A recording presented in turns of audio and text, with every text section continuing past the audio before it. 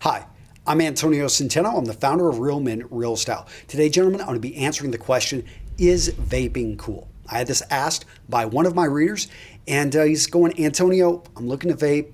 I have some friends that are doing it. What do you think? Is this something cool, something I should try?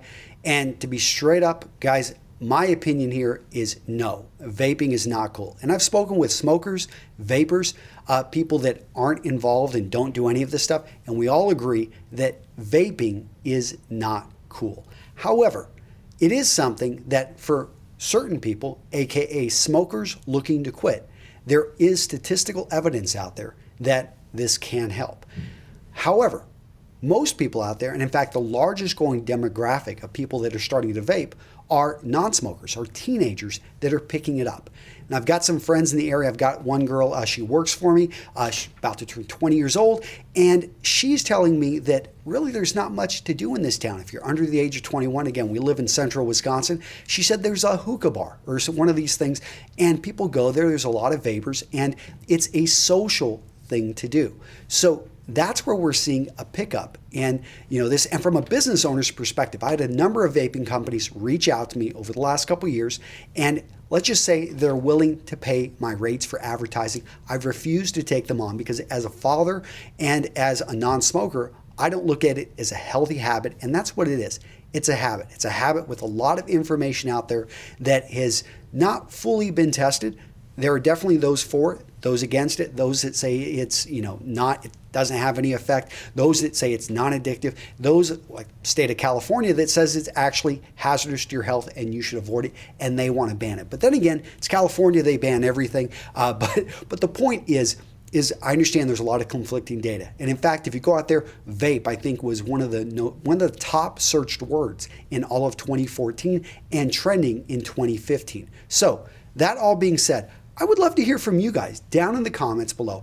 I did my own research, and I'm going to give you guys one reason why I think it would be a good idea for a certain demographic, and then I'm going to give you about 4 or 5 reasons why I'm against it for anyone that's just looking to start something up. And again, I don't think it's cool, but I want to hear from you guys down in the comments. What are your opinions? What research have you seen? What studies have you heard of? What personal stories can you share? And what are your thoughts on this subject? Okay, so who's this going to be good for? I've alluded to it. I've kind of talked about it. If you are looking to quit smoking, there's some 2014 research out there that shows that about, I think it was like 21% of people that start to vape who are smokers actually quit. Now I'm going to go over to my good friend Kelsey. He's over in Phoenix, Arizona. I was just spending 2 weeks ago, spending time with him, talking with him about this very subject. He agreed that if you just start to vape, no, that's not cool.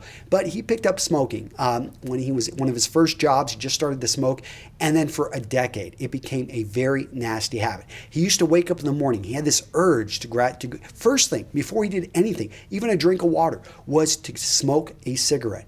And he said ever since he started to vape, that urge is gone. Like he can actually, he can make himself a cup of coffee. He can get up and walk around, drink a glass of water, and he'll vape sometime in the morning but the urge isn't as bad as it was with cigarettes. In addition, he's not waking up and having to clear his throat and having this nasty stuff, basically the yesterdays or the nights before cigarette smoke basically come out of his throat and lungs and just spitting this stuff up. So he's feeling better in the morning. He doesn't feel that pain that he used to have in his throat in the morning.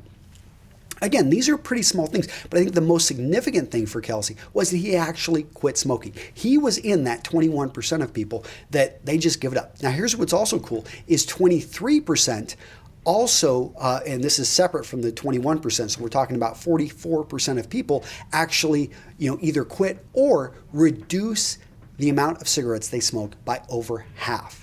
Now, again, I'm going to link over to this research. It's going to be at Real Men, Real Style. I'm going to have an entire article on vaping, the pros, the cons. I'm going to go into more detail, link over to the research. I want you guys to go check that out because if you're a smoker, vaping used in this manner may be actually a great alternative. My understanding is there's many places where, yes, they ban cigarettes, but vaping technically doesn't fall under that, so you're going to be able to get away with it.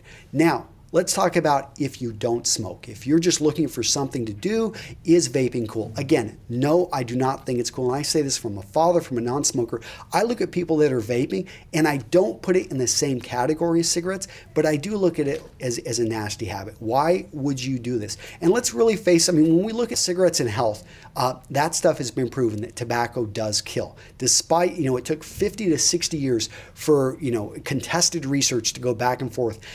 They, yes, have clearly shown that tobacco, cigarettes kill.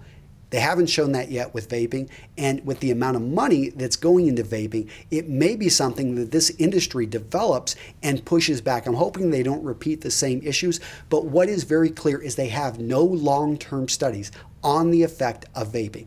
And there are thousands of different, because it's unregulated. So you're seeing all different types of formulas put together out there. People are putting this stuff in their bodies. They don't know where it's coming from.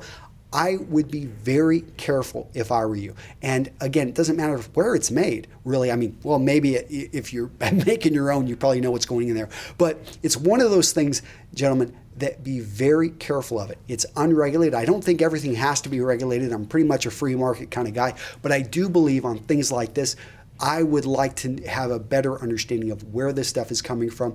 And me personally, without those long-term studies, I don't want to be some guinea pig and for them to say, hey, yes, this does cause cancer, because they have shown that there are some cancer, how do they say it, carcinogens in this. What's formaldehyde in certain levels has been shown to be in there. In addition, it contains also some nanoparticles, which basically means 1/1,000,000th. I mean, really small particles that can lead to inflammation of the lungs and of the throat and of the mouth. So think about what you're doing. I mean, there are probably other habits that I would rather have, such as waking up early, such as exercising. So I know they're not as exciting, but you know what? Those are still habits that you can develop. Social things that you can do with your friends. I have a lot of friends that go to the gym socially. You can do that. You don't have to sit around and just vape or smoke or go to a hookah bar. But what are some other things that I'm seeing? Now, again, I talked about how it's unregulated, talked about how it's untested. I think the untested thing is a big thing. These long-term studies, they take time. They're just not going to come up with this stuff next year. We're going to see studies coming out for the next few decades that are going to show the long-term effects. And even then, it's going to be something, I think this is going to become a bigger and bigger industry. And you're going to have to be strong and say, it's not really cool. It's unregulated, untested. I'm probably going to, stay away from it from now.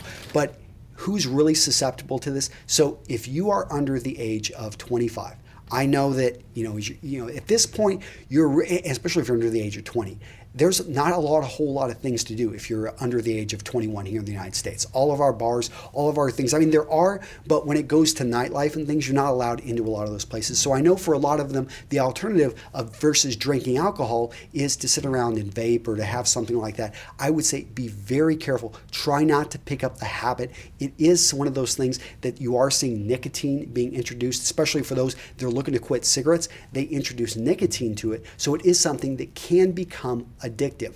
Anything can become a habit. I mean, I've got certain habits of the way I move my hands around. I know you guys talk about this, of the way I stand. All of these things are habits. And in my opinion, what's cool?